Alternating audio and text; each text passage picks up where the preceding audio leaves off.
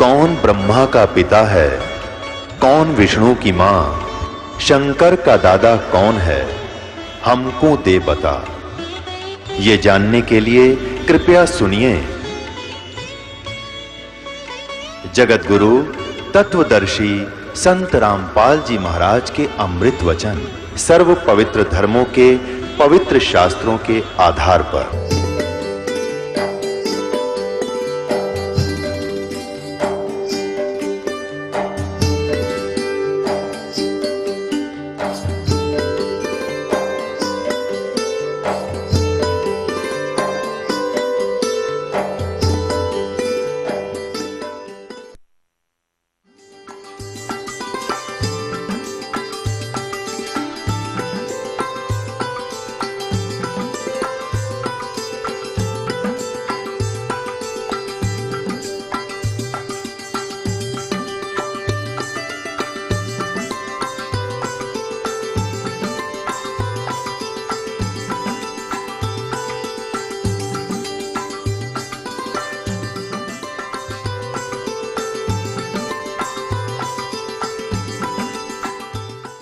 आदरणीय गरीबदास साहिब जी गांव छुडानी जिला जज्जर हरियाणा के अंदर वो परमात्मा स्वयं आकर उनको मिले खेतों में जंगल में, जब वो गौ चरा रहे थे, 10 वर्ष के बालक थे। और वहां से सचखंड लेकर गए। गरीबदास जी को पीछे से मृत जान लिया था गांव वालों ने, उनको अंतिम संस्कार के लिए चिता पर रख दिया था। तब परमेश्वर ने ऊपर के सब ब्रह्मांड दिखाकर अपनी सतिथि से परिचित कराकर, अपने यथार्थ ज्ञान से परिचित करा करके वापस छोड़ दिया था। आदरणीय घीसा दास साहिब जी गांव खेखड़ा जिला मेरठ, उनको परमात्मा आकर मिले थे, सतपुरुष मिले थे। उन्होंने भी यही कलम तोड़ महिमा गाई, कबीर इज गॉड। और गरीबदास साहिब जी ने भी कहा कि अनंत कोट ब्रह्मांड का एक रति निभार और सतगुरु पुरुष कबीर हैं ये कुल के सिरजनहार। और यही नानक साहिब ने कहा है कि फाई सूरत मलुक की वेश ए ठगवाड़ा ठगी देश खरा सियाणा भोता भार ये धानक रूप रहा करतार। हक्का कबीर करीम तो बे ए प्रवर्दिगार। अब गरीबदास जी ने तो कलम तोड़ रखी, उस परमेश्वर की आंखों देखी महिमा। क्या बताया है? मन तू सुख के सागर बस रे भाई और न ऐसा यस रे। पुण्यात्माओं, ये तत्व ज्ञान है, इसको समझने के उपरांत आप जी केवल जरा और मरण से ही छूटने का प्रयत्न करोगे, जो गीता जी अध्याय नंबर 7 के श्लोक नंबर 29 में स्पष्ट किया गया है। अब क्या बताते हैं कि तू यहाँ की जो इस काल के लोक की जो प्रभुता चाहता है,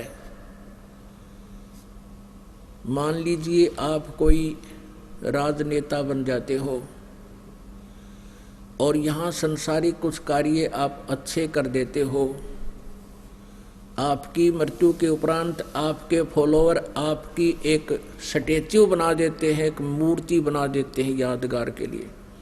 और सत भक्ति करी नहीं, वही प्राणी फिर पशु बनकर या कौवा काग बनकर अपने स्टैच्यू पर ऊपर बैठकर सिर पर बीट करता है। अब वो महिमा के काम आई, वो गधा बन रहा और महिमा हम करने लग रहे उसकी। तो कहने का भाव ये है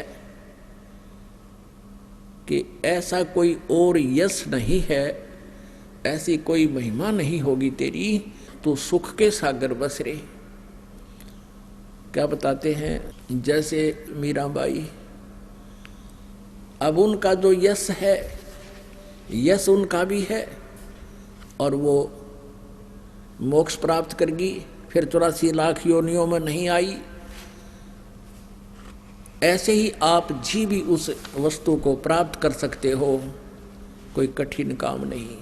मीराबाई के लिए कठिन इसलिए हो गया था कि जिस समय मीराबाई को परमेश्वर आकर मिले थे,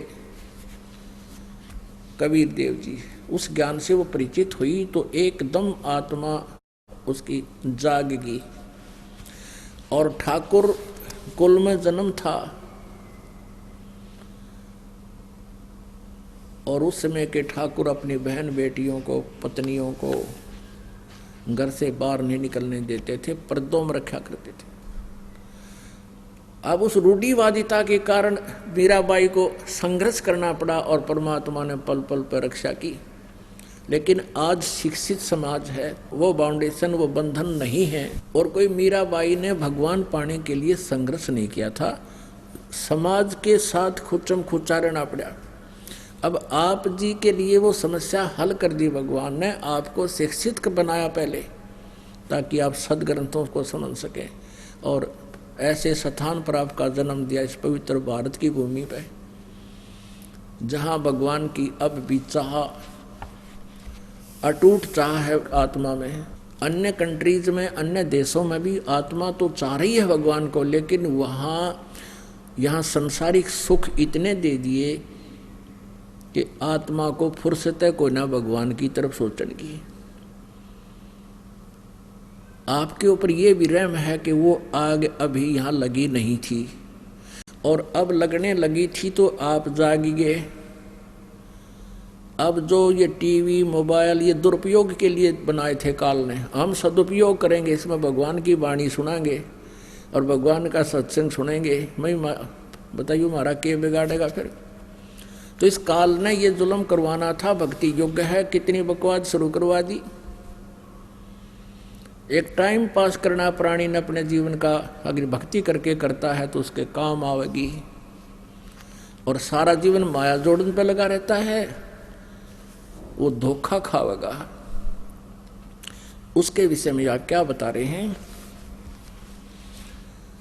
कहते हैं, मन तू सुख के सागर बस रे भाई, और नहीं ऐसा यस रे।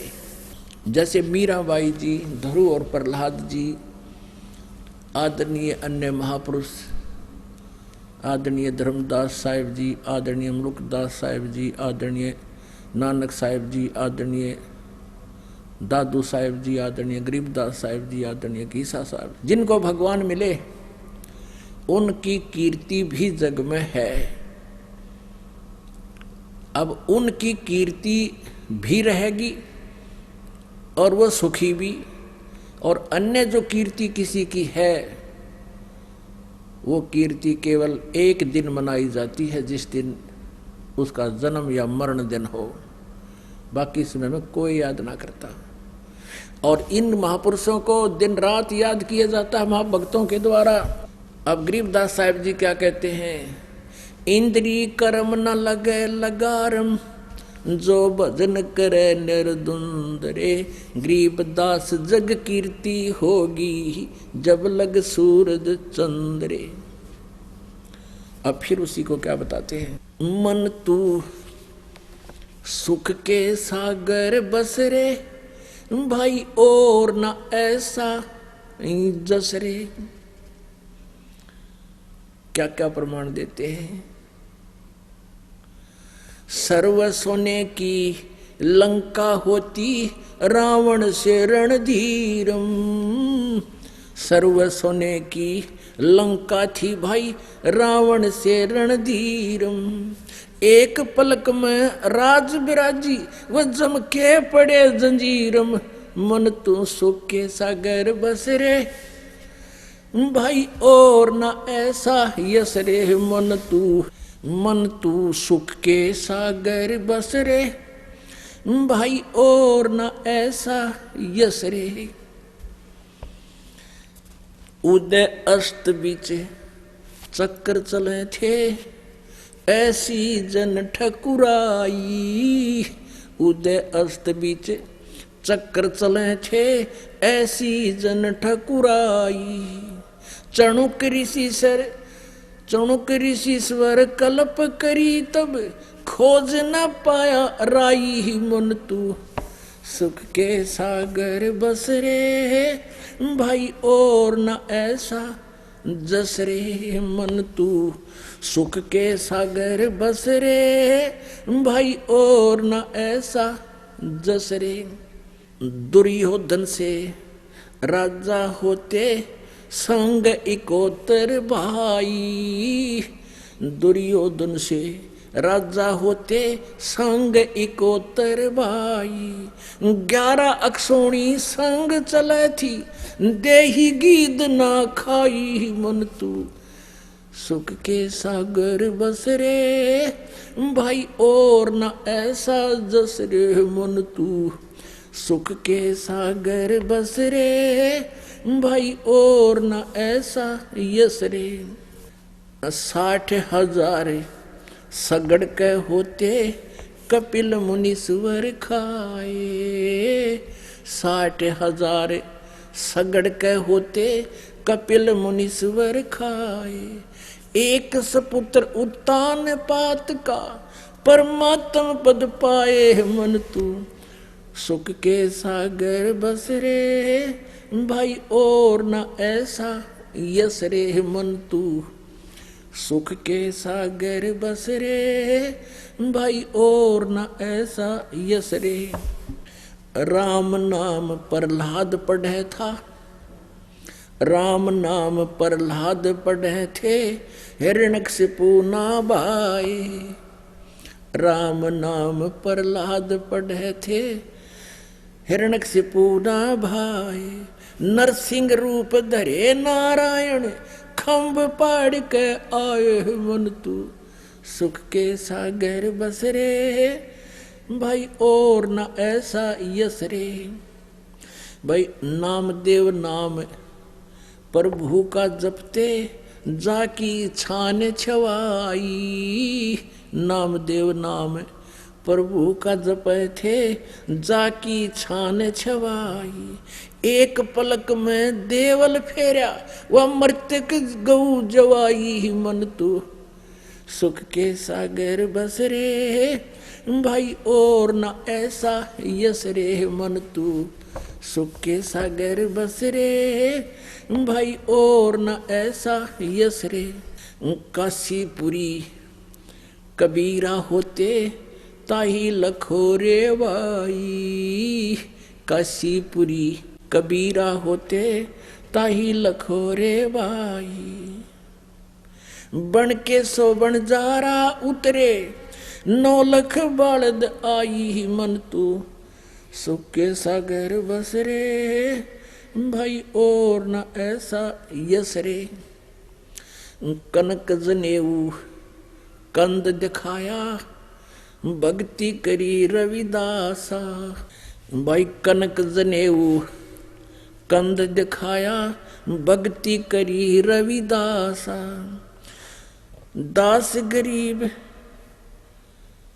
कौन गति पावे, वो मगहर मुक्त बिलासा मन तू। सुख के सागर बस रे भाई और न ऐसा जस रे।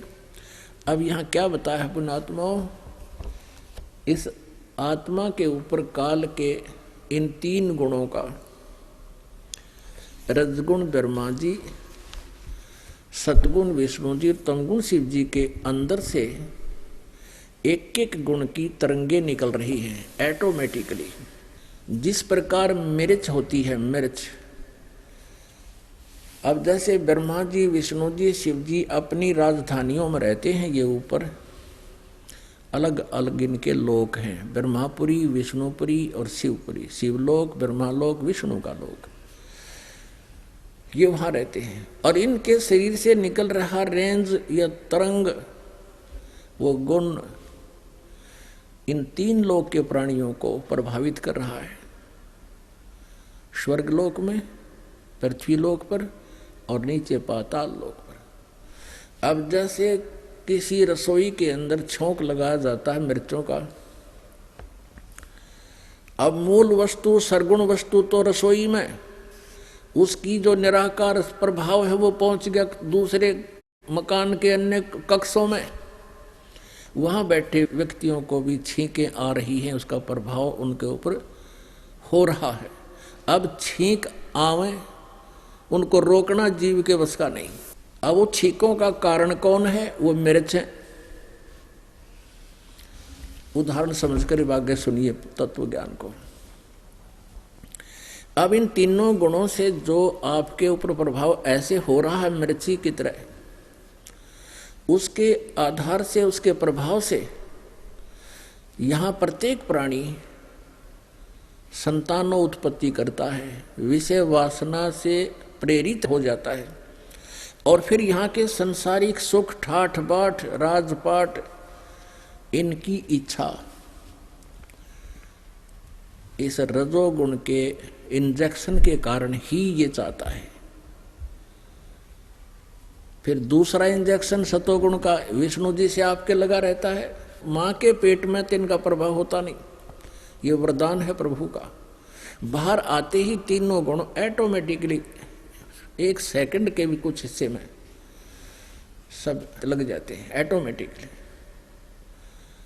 तो सतोगुण के प्रभाव से हम यहाँ मोह ममता अपने संतान में, संपत्ति में, मित्रों में, रिश्तेदारों में, भाई बहन में, माता पिता, पति पत्नी, पुत्र पुत्रियों में ये ममता जो जकड़ी हुई है हमारी, ये हमारे बस का नहीं है। ये भगवान विष्णु जी से निकल रहे सतोगुण की तरंग का प्रभाव हमारे ऊपर है। और तीसरा जो तमोगुण का प्रभाव है,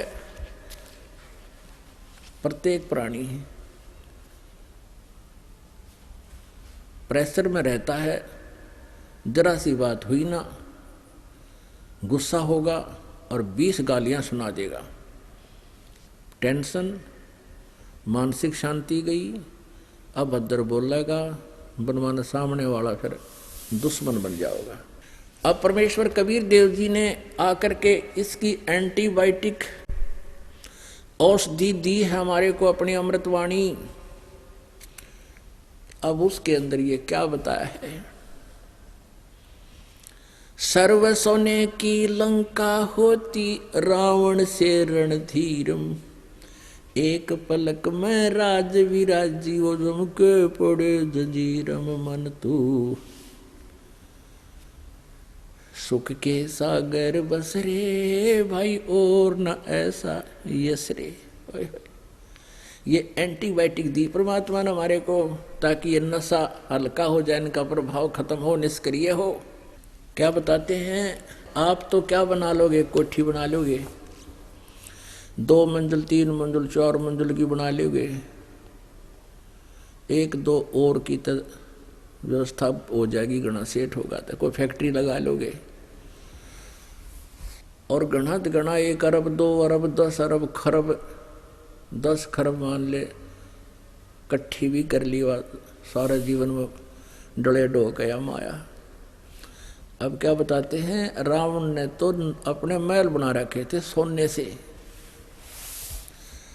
जैसे हम ईंटें बना रहे हैं गारा की, सोने की ईंटें बनाकर महल बना रखा था, और सोने की गारा थी वो उसके सेट करने के लिए।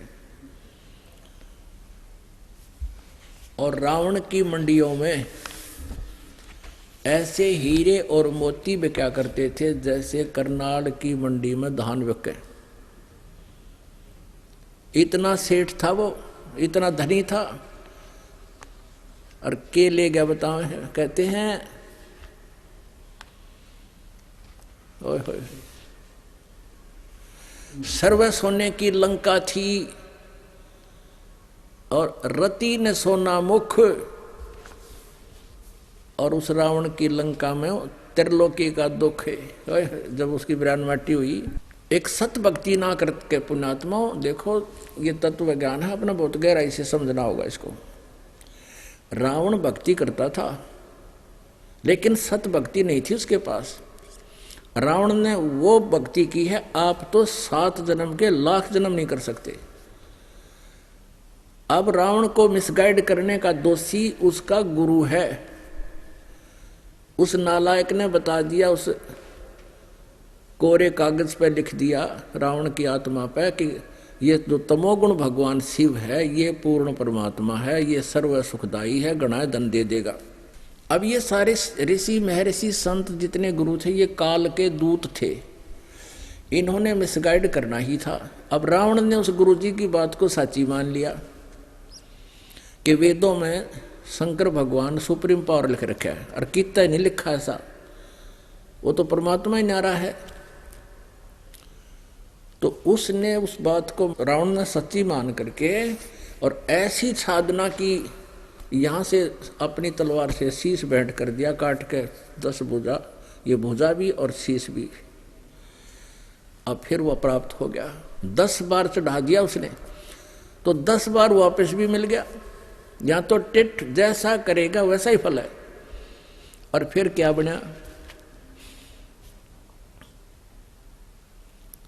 कहते हैं सर्व सोने की लंका थी और रति न सोना मुख, और उस रावण की लंका में उस दिन त्रिलोकी का दुख है। ओए होए, सबसे महान दुख उसके घर पे। कहते हैं भक्ति बिना क्या होता है, ये भ्रम रहा संसार, रति कंचन पाया नहीं भाई रावण चलती बार। 1 ग्राम सोना नहीं ले जा सके वो, सोने के महल में सोने वाला। तो ये एंटीबायोटिक है, भगवान ने आके बताई है, तुम्हारे ये रजोगुण और ये सतोगुण और तमोगुण के ये सब प्रभाव आपसे धीरे धीरे बहुत ही जो है हल्के हो जाएंगे,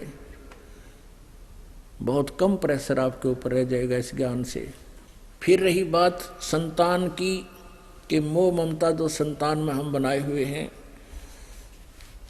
क्या बताते हैं परमात्मा, कहते हैं क्या मांगो कुछ थिर न रहाई, देखत नैन चला जग जाई, 1 लाख पूत 1.25 लाख नाती, उस रावण के आज दीवान बाती। ओए होए, आप क्या डिमांड करते हो यहाँ आकर के? निसंतान केवल संतान ही मांगता है और निर्धन केवल धन ही की इच्छा लेकर आता है। कोई अस्वस्थ है वह स्वास्थ्य ही की डिमांड करता है। परमात्मा परमेश्वर आप जी को यहाँ आने के बाद फिर एक ज्ञान भी दिलाते हैं, जिससे आपकी 80% इच्छाओं का नाश हो जाता है, रह जाएंगी 20% जो आवश्यक होंगी, परमात्मा अवश्य पूरी करेगा। वो 20% आपके लिए 100% होंगी, क्योंकि आपको जो यहाँ व्यवस्था चाहिए वो परमात्मा अवश्य देगा और घनी देगा, आपको खूब देगा वो माया, जितनी आपको चाहिए। इससे अधिक मांगोगे तो फिर आपकी वैसे तो आत्मा नहीं मानेगी कि रावण के ले गया सिर पर धर के, क्यों टाइम वेस्ट करे बे मतलब। और एक इस अध्यात्म ज्ञान से आप परिचित हो जाओगे, जैसे गीता जी अध्याय नंबर 7 के श्लोक 29 में कहा है कि उस तत्व ब्रह्म तय और इस तत्व ज्ञान से, अध्यात्म ज्ञान से और सभी कर्मों से जो परिचित हो जाएगा वो फिर जन्म मृत्यु से छूटने का प्रयत्न करेगा, यहाँ की बकवादा नहीं चाहेगा। उसके लिए उदाहरण है कि जैसे आप जी जो है यहाँ क्या डिमांड करते हो, परमात्मा कहते हैं कि क्या मांगो कुछ थिर ना राही, देखत नैन चला जग जाई, 1 लाख पूत 1.25 लाख नाती, उस रावण का दीवान बाती। अब जैसे आपका पुत्र है, जो निसंतान है, उन्होंने सोचा भगवान पुत्र दे। पुण्यात्माओं, ये अध्यात्म ज्ञान है। इस अध्यात्म ज्ञान के अंदर आपका उद्देश्य जब ज्ञान सही हो जाएगा, मोक्ष ही रह जाएगा और रह ही जाना चाहिए। मोक्ष प्राप्ति के लिए जो प्राणी यत्न करेगा, फिर वो इन कर्मों से परिचित हो जाएगा। कैसे? जैसे निसंतान प्राणी है या जिसके पास पैसा नहीं है, निर्धन है, या घना धन हो रहा है और फिर भी सब्र नहीं, वो भी इन एंटीबायोटिक कैप्सूल यानी परमात्मा के इन वचनों से सेट हो जाएगा। जैसे एक व्यक्ति का, हमारे आंखों देखे कई उदाहरण है, हमारे गांव में भी और भी कई जगह रिश्तेदारियों में देखा हमने। पिताजी ने सारी उम्र पशु की तरह काम किया, धन जोड़ जोड़ कर बच्चों के लिए रख दिया और बच्चे ही से निकम्मे हो गए। क्यों न बना बना धन पा गया, लगे बकवाद करन, शराब पीन, मोटर, फिर कार ले ली, जीप ले ली, दे एक्सीडेंट, किसी की टांग टूट गई, कोई मर गया। और वो सारी उम्र जो पशु की तरह कमा कर जोड़ जोड़ कर धरा था वो बैठ कर रोए, फिर वो बालक मानने को नहीं। परमात्मा ने सबकी किस्मत में लिखा हुआ है। अपना संस्कार लेकर बच्चा उत्पन्न होता है, बेटा या बेटी। ये आप नोट कर लियो वेरी इंपॉर्टेंट पॉइंटों में। और उनका संस्कार ही उनको मिल पाएगा, उससे ज्यादा आप कितनी व्यवस्था कर लियो उनके पास नहीं रहेगा, यदि उनके भाग्य में नहीं होगा। और आपके कर्म बिगड़ेंगे, भगवान की भक्ति कम करके माया जोड़न में लगे रहोगे। यदि बच्चों को भी आप परमात्मा से जोड़ दोगे, इस कबीर भगवान से, तो इस परमात्मा की एक और खासियत है, एक विशेष गुण है इसके अंदर। परमात्मा में एक विशेष इसका विधान है कि आपके भाग्य में नई वस्तु होगी और आपके लिए आवश्यक होगी, ये भगवान नई लिख देगा। और यहाँ कोई भी आपके प्रारब्ध में परिवर्तन नहीं कर सकता। ना ब्रह्मा जी कर सकते, ना विष्णु जी कर सकते, ना शिव जी कर सकते, क्योंकि ये स्वयं भी अपने किए हुए कर्मों के फलों को भोगने के लिए रह रह कर जन्म ले लेकर पूरा करते रहे। जैसे विष्णु जी को श्राप दिया था नारद जी ने कि तू आजीवन अपनी पत्नी के वियोग में बितावेगा पृथ्वी पर। उसी आधार से राजा दशरथ के घर जन्म हुआ विष्णु जी का, श्री राम रूप में आजीवन सीता के वियोग में मर ही गया, मिलन नहीं हुआ। बाली मारा था सुग्रीव का भाई रामचंद्र के रूप में धोखे से, तो श्री कृष्ण जी के रूप में वही आत्मा विष्णु की अवतरित जन्म हुआ वासुदेव के घर, देवकी जी के गर्भ तय। फिर बाली वाली आत्मा एक शिकारी बना श्री कृष्ण जी के पैर में तीर मारकर उनका वध किया, टिट फॉर टैट पूरा किया। तो ये भगवान अपना भी कर्म दंड नहीं समाप्त कर सकते, अपना भी कर्म किया जो मस्तिष्क में लिखा भोगना ही पड़ेगा। अन्य का तो ये करा ही नहीं सकते, फिर किसी प्रकार भी दूर नहीं कर सकते, छुटा नहीं सकते उससे। तो इस प्रकार ये पूर्ण परमात्मा जो है कबीर भगवान, ये आपके प्रारब्ध के सभी संस्कारों को जो आपको हानिकारक होंगे नष्ट कर देंगे। मासा घटे न तिल बधे, विध ना लिखे जो लेखे, और सच्चा सतगुरु मेट कर ऊपर मार दे मेघ। फॉर एवर मेघ मारना, फॉर एवर कैंसल, दोबारा बोए नहीं जाम इसे कर दे। और वैसे तो एक मासा घटे ना तिल बढ़े, जो लिख दिया उसमें कोई अंतर कोई भी भगवान नहीं कर सकता, ना ब्रह्म कर सकता, ना परब्रह्म कर सकता। यानी ब्रह्म को सरपुरुष भी कहते हैं, परब्रह्म को अक्षर पुरुष भी कहते हैं, लेकिन परम अक्षर ब्रह्म ही कर सकता है। तो यहाँ अध्यात्म ज्ञान से जब आप परिचित हो जाओगे तो फिर आप इस माया की हवस में अपना जीवन नष्ट नहीं कर सकते। आप भक्ति करना और फिर देखना, वो समर्थ भगवान है, अन्य प्राणियों से आपको अधिक धन भी देगा यहाँ पर, लेकिन आपको इतना ज्ञान भी देगा कि इस माया को तू अपना मत समझना, तेरी दुश्मन हो जाएगी, क्योंकि फिर आशा रह जाएगी, यही फिर जन्म हो जाएगा। तो इस प्रकार इस तत्व ज्ञान से आपके ऊपर जितना भी आवरण अज्ञान का चढ़ा हुआ है और जितना भी प्रभाव इन तीनों गुणों का आपके ऊपर है, ये निष्क्रिय हो जाएगा, धीरे धीरे होगा। भक्ति बढ़ाते जाना, और फिर ये निसंतान केवल संतान प्राप्ति की ही इच्छा रखता है।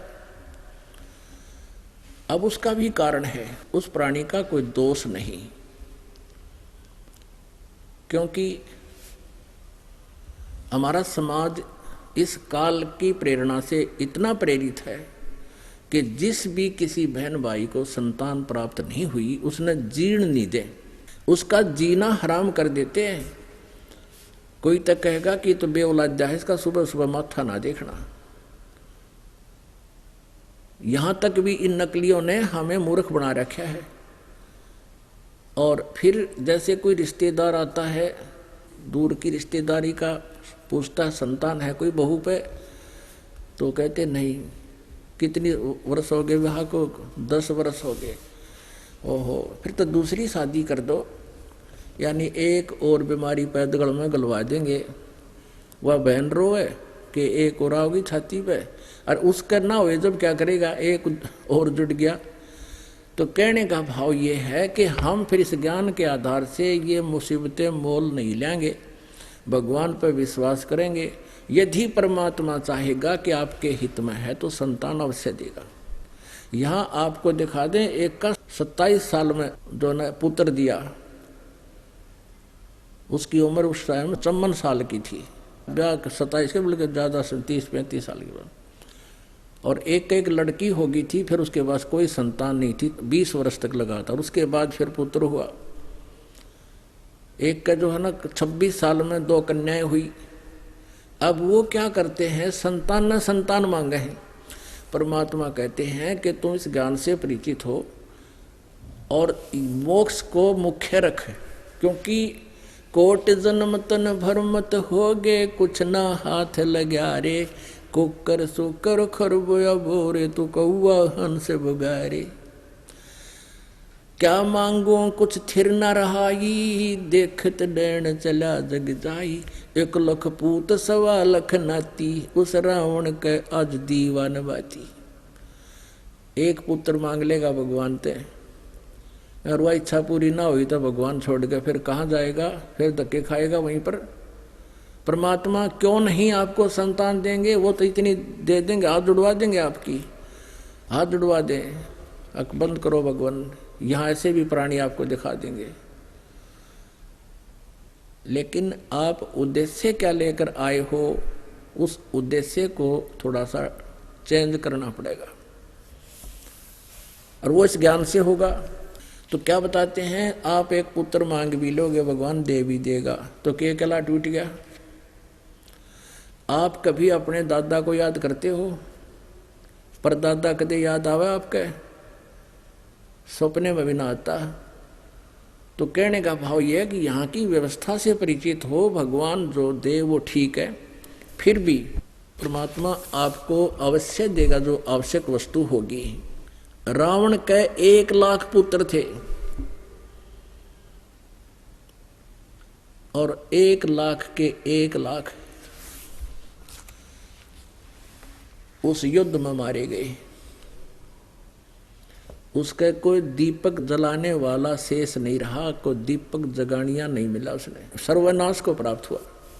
और यदि आप जी का एक पुत्र भी हो गया तो उससे क्या लाभ होगा। अच्छी बात है, भगवान चाहेगा तो अवश्य देगा आपको, ये सत्कर मानना। लेकिन ये अध्यात्म ज्ञान है पुण्यात्माओं, ये आध्यात्मिक मार्ग है, इसमें समझना पड़ेगा। जगत का और भगत का कहते आए हैं कि आपस में विरोध ही रहा है। कारण क्या है, क्योंकि संत यानी भगत के विचार आध्यात्मिक होते हैं और जगत में रहने वाले व्यक्ति के विचार संसारिक होते हैं।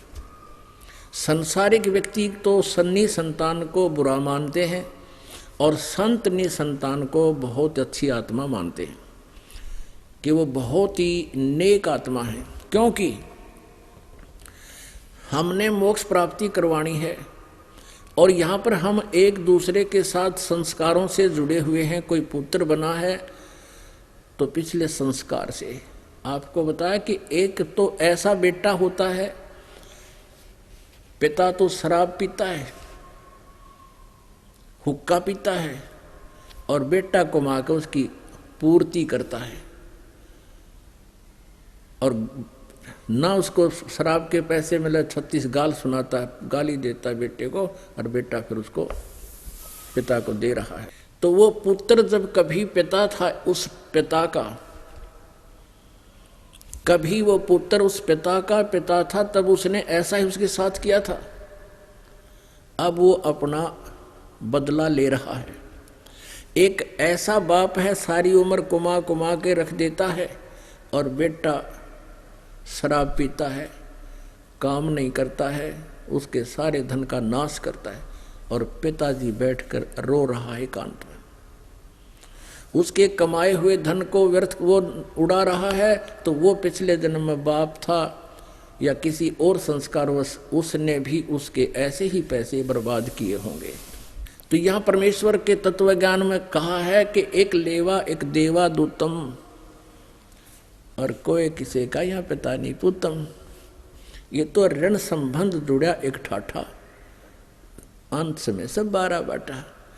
अब ये नहीं कहा परमात्मा ने कि तुम पिता पुत्र के नाते को भूल जाओ, नहीं, ये भी ये भक्ति मार्ग के विरुद्ध होगा, क्योंकि हमें जो भी रोल मिला है हम उस रोल को ठीक नहीं करेंगे तो हम कुपात्र हैं,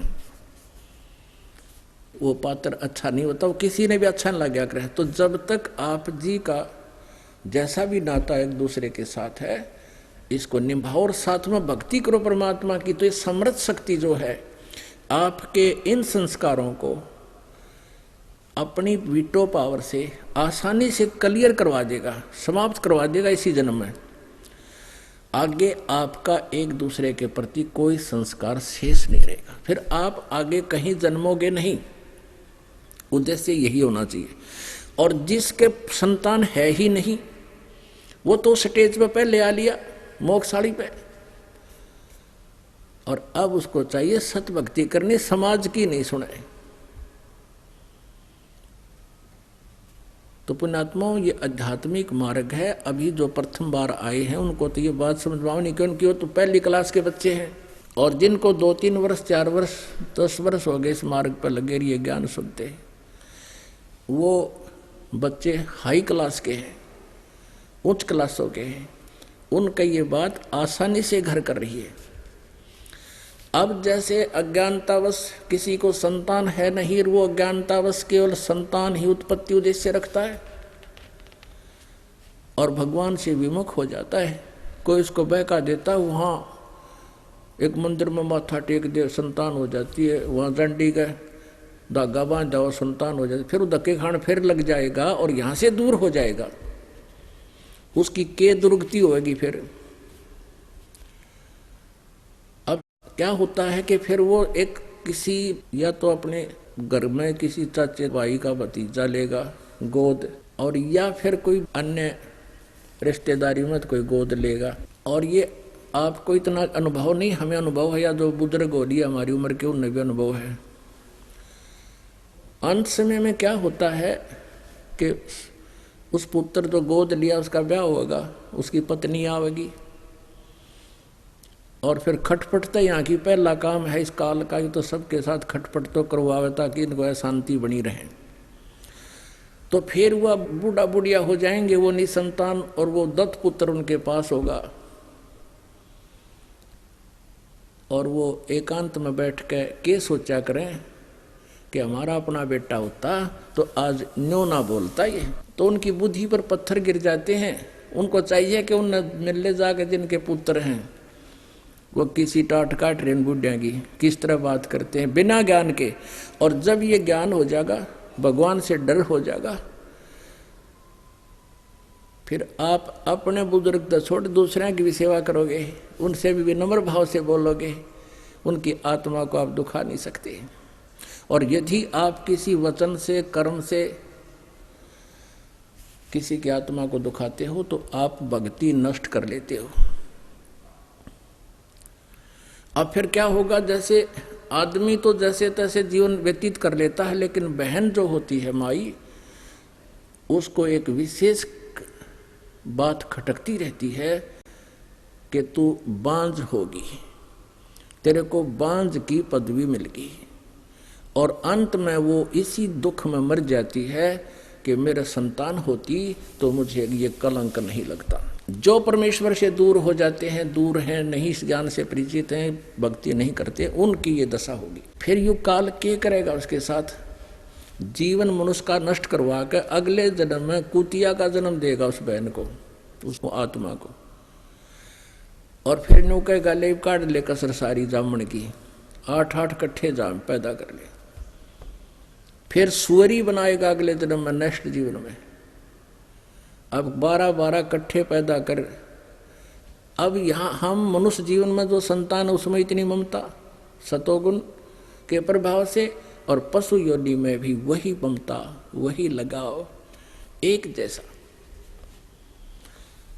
तो पुण्यात्माओं, ये तत्व ज्ञान रूपी रोशनी के अंदर आप फिर इस कीचड़ में बड़ों को नहीं, इसमें प्रवेश नहीं कर सकते। परमात्मा आपको मोक्ष उद्देश्य से यहाँ बुलाते हैं। जो अन्य आपके कष्ट हैं वो सब नष्ट हो जाएंगे। आपका दारिद्र्य टोटा भी नहीं रहेगा, आपका शारीरिक कष्ट भी नहीं रहेगा। और आपको यदि मालिक चाहेंगे कि कोई संतान ऐसी देना चाहेंगे कि उसको हानि ना करेगी, तो अवश्य वो संतान भी देंगे। और जिनका मोक्ष कराना है, जिनकी ये बात समझ में आ जाएगी, उनको फिर संतान की आवश्यकता स्वयं भी नहीं रहेगी। और फिर भी अगर चाहेंगे तो परमात्मा अवश्य सब कुछ कर सकते हैं। यहाँ बहुत प्रमाण है ऐसे,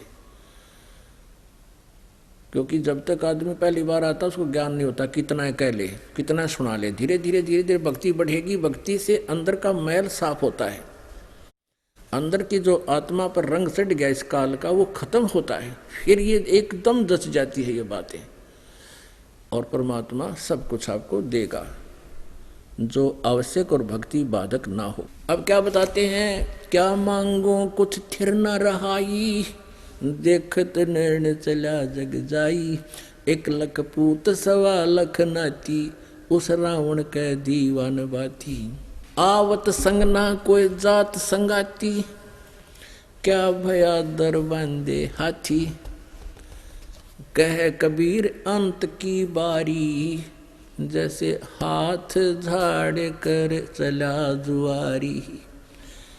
आज राजा बन गया। राजा लोग क्या करते थे, अपने किले के बाहर हाथियों को बांधते थे। किसी के बाहर 20 हाथी बंध रहे हैं, किसी के दूसरे के 100 हाथी बंध रहे हैं। तो बाहर बंधे हुए हाथियों के खर्चे को, और एक हाथी का कितना खर्चा हो, 1 मण 1 बखाओ, और वो तो उसका कलेवा होता है, ग्रास, ये एक बार की टेम्परेरी भूख मिटे। तो उसको बेमतलब खर्चे को दिखाना, लोग दिखावा करते थे, राजा बार हाथी बांध करके उसकी इतनी क्षमता है, इतनी समर्थता है। तो परमात्मा कहते हैं,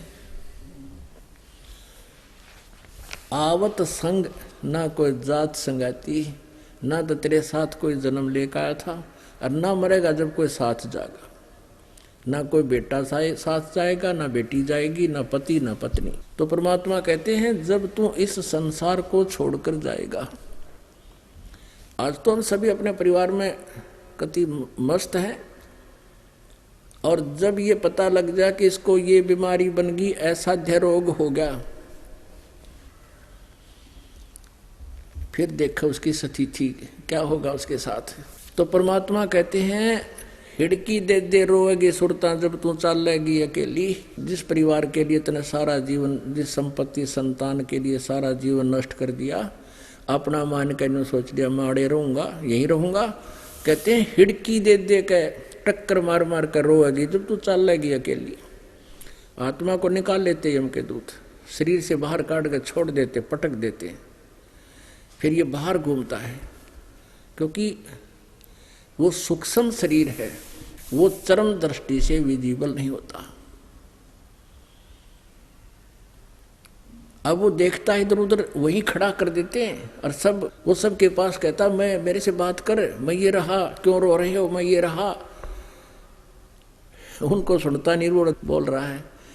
फिर यम के दूत कहते, आ जाए हमारे साथ, आ जा।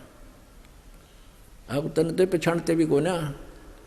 और फिर क्या करते हैं, जब 100 को बाहर निकाल ले जाते हैं अंतिम संस्कार के लिए, बारने में लोह की कील गाड़ देते हैं, कहते फिर ना आ जा, और तू नो मेरा घर है तरह के। जब किसी आंख फूट रही, लोहे की कीलें पड़वा के गाड़ दिया करते पहले, कि कदे फिर वापस ना आ जा पिताजी,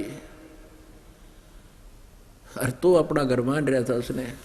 तो ऐसी कुछ देखकर भी हम नहीं समझ पा रहे थे, ये हमारी जीव संज्ञा की सोच और व्यवस्था थी। अब ये ज्ञान भगवान ने दिया। आप जब नाम से जुड़ जाओगे, आपको शक्ति भगवान देगा। इस सभी समाज और संघर्ष, इन अज्ञानता और इन समस्याओं से संघर्ष करने की भगवान शक्ति देगा।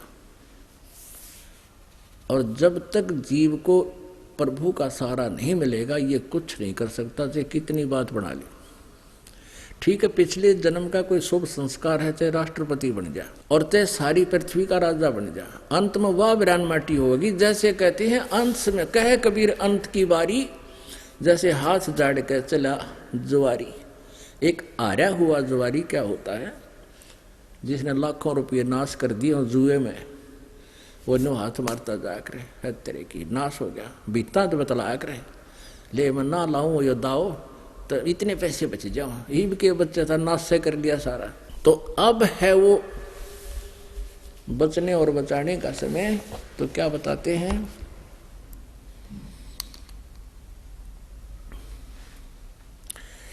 सर्व सोने की लंका होती रावण से रणधीरम, एक पलक में राज विराजीव जम के पड़े जंजीरम।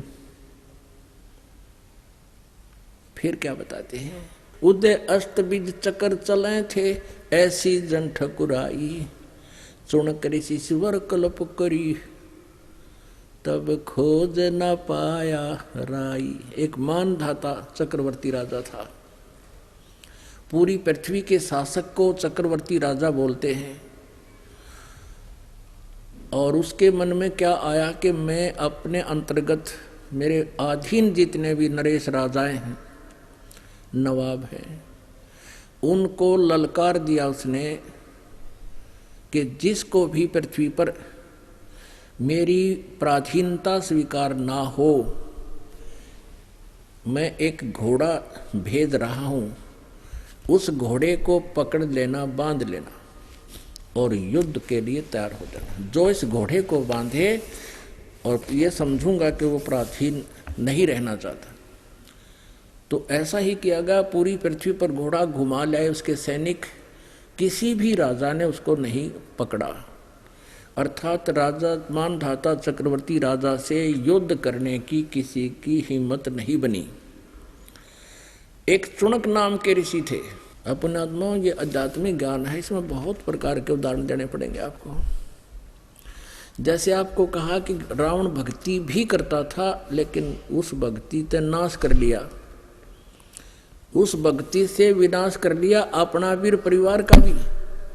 ऐसे ये चुनक ऋषि भी भक्ति करता था। जैसे गीता जी अध्याय नंबर 7 के श्लोक नंबर 12 से लेकर 15 में इन 4 श्लोकों में कहा कि तीनों गुणों रजगुण ब्रह्मा, सतगुण विष्णु, तमगुण शिव जी की जो भक्ति करते हैं, जिनकी बुद्धि इस त्रिगुणमयी माया तक सीमित है, इससे आगे किसी को नहीं मानते, वो राक्षस स्वभाव को धारण किए हुए मनुष्यों में नीच दूषित कर्म करने वाले मूर्ख मेरी भक्ति नहीं करते। इन तीनों गुणों से ऊपर मेरी भक्ति नहीं करते। गीता ज्ञानदाता ये ब्रह्म कहता है। फिर ये कहता है 16 और 17, 18 श्लोक में गीता ज्ञानदाता कहता है कि 4 प्रकार के हैं जो मेरी ब्रह्म साधना करते हैं, अर्थार्थी, आरथ, जिज्ञासु और ज्ञानी।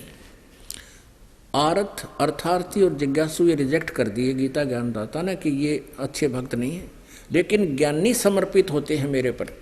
ज्ञानी वो होता है जिसको ये पता लग गया कि मनुष्य जीवन केवल परमात्मा पाने के लिए है। उनको ये भी पता लग गया कि केवल एक भगवान की भक्ति से मोक्ष होगा, अन्य देवताओं की साधना से कोई लाभ नहीं। उनको ज्ञानी कहते हैं। 7वें अध्याय के 18वें श्लोक में गीता ज्ञानदाता कहता है ये ज्ञानी आत्मा है तो अच्छी, उद्धार हैं, समर्पित हैं, ये मुझे अच्छी लगती है क्योंकि ये अन्य देवताओं की पूजा छोड़कर ब्रह्म साधना पर लगी हैं। लेकिन ये तत्वदर्शी संत ना मिलने के कारण ये ज्ञानी आत्मा, उद्धार आत्मा भी मेरे वाली अनुत्तम साधना में ही आश्रित रहे, मेरी घटिया साधना में, ब्रह्म साधना में आश्रित रहे। क्योंकि जब तक जन्म और मृत्यु है, शांति नहीं हो सकती, मोक्ष नहीं हो सकता, सुख नहीं हो सकता। तो गीता ज्ञानदाता 4 अध्याय के 5वें श्लोक में, 9वें श्लोक में, 2 अध्याय के 12वें श्लोक में, 10वें अध्याय के 2 श्लोक में कहता अर्जुन तेरे और मेरे बहुत जन्म हो चुके हैं, तो नहीं जानता, मैं जानता हूं। जब तक जन्म और मृत्यु है तो सुख नाम की चीज नहीं। परम शांति के लिए 18वें अध्याय के 62वें श्लोक में कहा कि तू सर्वभाव से उस परमेश्वर की शरण में जा जो गीता ज्ञानदाता से अन्य है।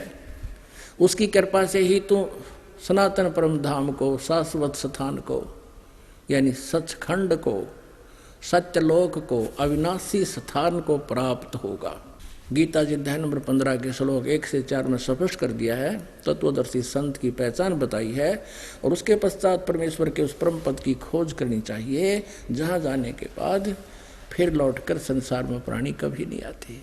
तो यहाँ गीता जी अध्याय नंबर 7 के श्लोक नंबर 18 में गीता ज्ञानदाता कहता है कि ये ज्ञानी आत्मा है तो अच्छी आत्मा, परमात्मा पाने के लिए जीवन न्यौछावर कर दिया, मरे चाहे जीवे, भूखे प्यासे बैठे रहे, भक्ति करते रहे, ओम नाम का जाप, जैसा इनको पता था।